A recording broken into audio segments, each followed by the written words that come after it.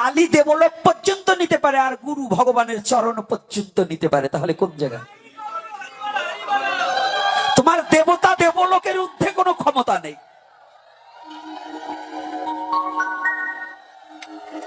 দেবতার ভজন পূজন যতই করো, দেবতার দেবলোক ছাড়া অন্য কোনো জায়গায় ভগবানের চরণ পর্যন্ত দেবতার ক্ষমতা নেই।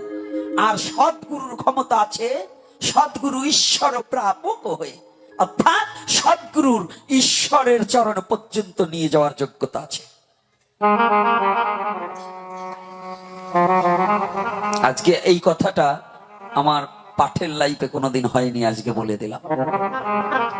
বলি না, অনেক সময় কথাগুলো বলা উচিত নয়, তথাপিও বলছি। আজকে মনের কথাটা বলে দিচ্ছি। একজন সদ্গুরু ঈশ্বর প্রাপক, এই কথাটা একটু ধরে রাখবেন।